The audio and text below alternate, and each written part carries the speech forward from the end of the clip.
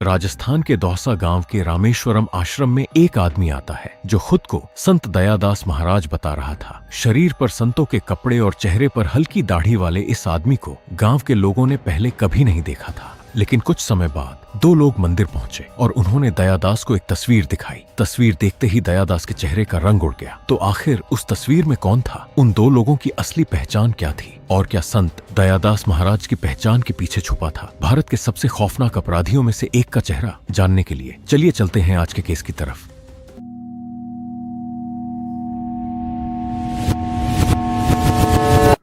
उत्तर प्रदेश के एक छोटे से गांव पुरायणी में देवेंद्र शर्मा अपने परिवार के साथ रहता था। साल 1984 में देवेंद्र ने अपनी BAMS की डिग्री बिहार से पूरी की, जिसकी वजह से अब उसका पूरा परिवार बेहद खुश था, क्योंकि देवेंद्र अपने पूरे परिवार का पहला डॉक्टर बना था। डिग्री पूरी करने के बाद देवेंद्र राजस्थान शिफ्ट हो गया, जहां उसने अपना क्लिनिक खोला जिसका नाम था जनता क्लिनिक। साल बीते और अब देवेंद्र को क्लिनिक खोले पूरे 11 साल हो चुके थे और उसका क्लिनिक बहुत अच्छा चल रहा था, जिसके प्रॉफिट से उसने काफी पैसे भी जमा कर लिए थे। साल 1994 में देवेंद्र ने सोचा क्यों ना इन पैसों को कहीं इन्वेस्ट किया जाए। तभी किस्मत से उसे एक जरिया भी मिल गया अपने पैसे कहीं इन्वेस्ट करने का। असल में एक आदमी भारत फ्यूल नाम की कंपनी से देवेंद्र के पास डीलरशिप का ऑफर लेकर आता है, जहां देवेंद्र को ये अच्छा मौका लगा अपने पैसे इन्वेस्ट करने का। तो इस उम्मीद में कि ये डीलरशिप उसकी लाइफ बदल देगी, उसने अपनी लाइफ की पूरी कमाई यानी लगभग 11 लाख रुपए इस कंपनी में इन्वेस्ट कर दिए। लेकिन जिस मौके को देवेंद्र अपनी किस्मत बदलने का जरिया समझ रहा था, उसने ही उसकी जिंदगी बर्बाद कर दी। कुछ समय बाद देवेंद्र को पता चला कि वो कंपनी एक फ्रॉड थी और देवेंद्र का सारा पैसा डूब चुका था। इस धोखे ने देवेंद्र को पूरी तरह बदल कर रख दिया।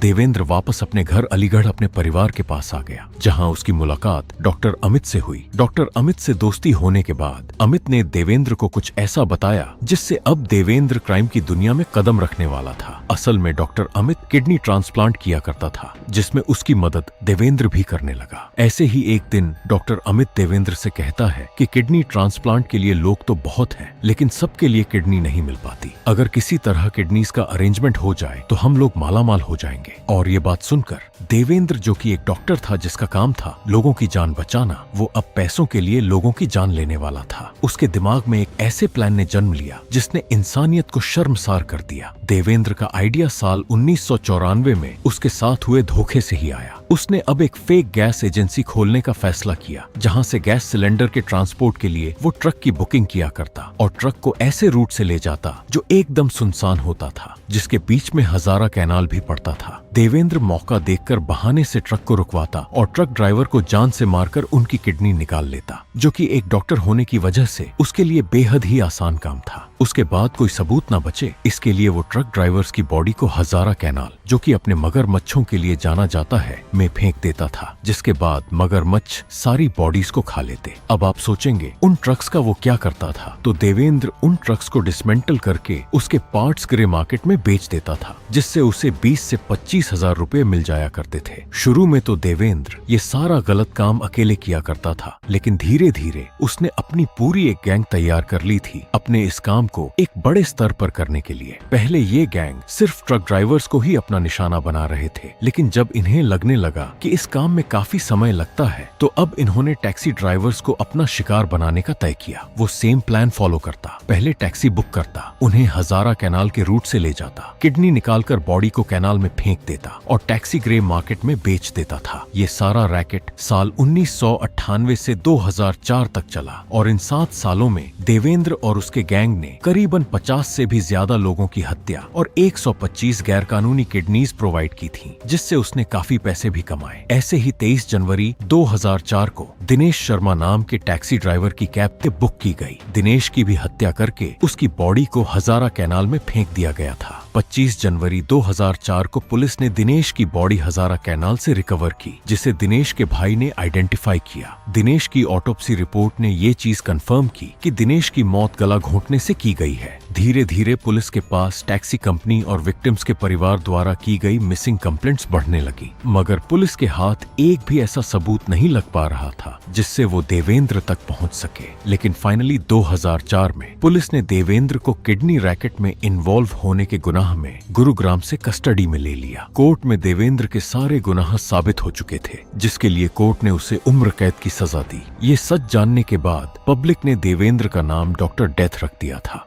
देवेंद्र की पत्नी और बच्चों सहित उसके पूरे परिवार ने उससे सारे रिश्ते भी खत्म कर लिए थे। देवेंद्र का जयपुर सेंट्रल जेल में रहते हुए सबके साथ अच्छा व्यवहार था, जो कि जेल के अथॉरिटीज भी नोटिस कर रहे थे, जिसके चलते लगभग 16 साल जेल के अंदर रहते हुए जब देवेंद्र ने जनवरी 2020 में कोर्ट में अपनी पैरोल पिटीशन ये कहकर डाली कि उसके परिवार में किसी की तबीयत बहुत खराब है, तो कोर्ट ने उसके अच्छे व्यवहार की वजह से उसकी 20 दिनों की पैरोल अप्रूव कर दी। और अब यहाँ से कहानी ऐसे मोड़ पर आती है जिससे ये केस अब एक फिल्मी कहानी से कम नहीं लग रहा था। जुलाई 2020 दिल्ली पुलिस को एक खबर मिलती है कि कनॉट प्लेस में कुछ गैरकानूनी हो रहा है, जिसमें एक ऐसा मुजरिम शामिल है जिसे पुलिस काफी समय से ढूंढ रही है। दिल्ली पुलिस तुरंत ही कनॉट प्लेस गई, जहां उन्होंने उस मुजरिम को गिरफ्तार किया जो गैर कानूनी बिल्डिंग को बेचने की कोशिश कर रहा था। और जब पुलिस ने उस मुजरिम के बारे में जाना तो वो और कोई नहीं देवेंद्र शर्मा ही था, जो 20 दिनों की पैरोल खत्म होने के बाद भी कभी जेल वापस गया ही नहीं।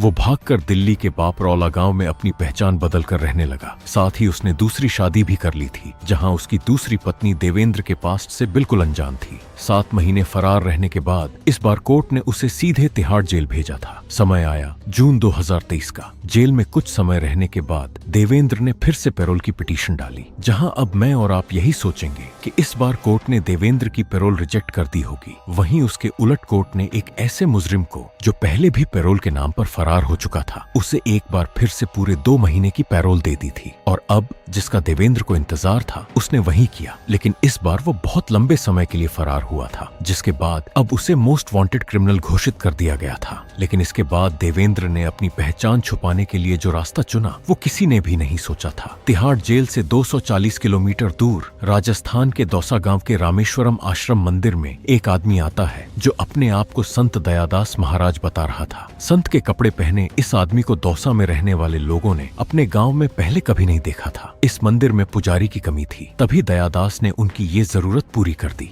मंदिर वालों को उसके व्यवहार और बातों से लगा कि ये कोई बहुत भला आदमी है और उसे वहाँ पुजारी की तरह काम करने के लिए मंजूरी भी मिल गई थी। दयादास अब मंदिर में रोज भगवान की प्रार्थना करने लगा था। दिन बीते, फिर कुछ महीने, और अब दयादास वहाँ पूरी तरीके से सेटल हो चुका था और गाँव वालों को भी इस पुजारी पर विश्वास होना शुरू हो गया था। धीरे धीरे करके लोग उसके पास मदद के लिए आने लगे थे। कोई उससे अपना भाग्य पढ़वाता तो कोई उससे अपना इलाज करवाता था। नेता से लेकर पुलिस अफसर तक सब उस मंदिर में आते थे। वक्त चलते दयादास की पॉपुलैरिटी इतनी बढ़ गई कि दिन में कभी कभी तो 50 तो कभी 100 लोग भी उसके पास आने लगे थे। आश्रम के एक कमरे में उसने अपना एक छोटा सा क्लिनिक भी खोल दिया था। और ऐसा नहीं था कि दयादास इन लोगों का इलाज मुफ्त में किया करता था, वो इन लोगों से कम 1000 रुपए लिया करता था। उसने आश्रम में AC, वाईफाई जैसी कई आधुनिक सुविधाएं लगवाई और 2025 की शुरुआत में श्री बालाजी वृद्ध आश्रम नाम का एक वृद्धाश्रम भी शुरू कर दिया। दिन बीते और तारीख आई 19 मई 2025 की, जब संत दयादास महाराज से मिलने 2 आदमी आए। वो 2 लोग दयादास के पास आकर बैठ गए।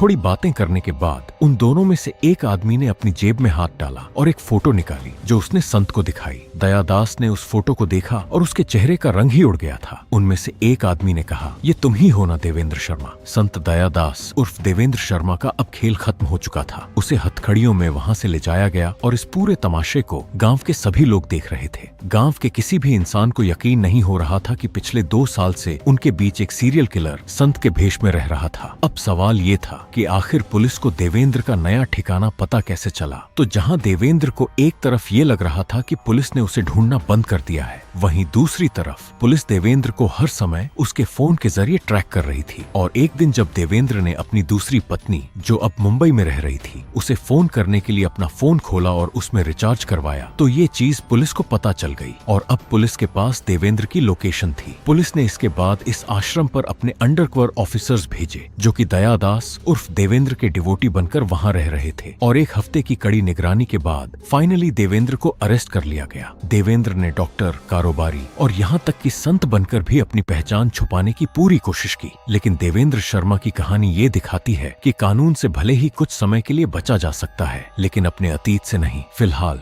देवेंद्र उर्फ डॉक्टर डेथ उर्फ दयादास जेल में है और मैं यही उम्मीद करता हूँ कि अब उसे कोई भी पैरोल न मिले, क्योंकि क्या पता हमें फिर से देवेंद्र की एक नई पहचान देखने को मिल जाए। आपकी इस केस के बारे में क्या राय है, कमेंट्स में जरूर बताएं।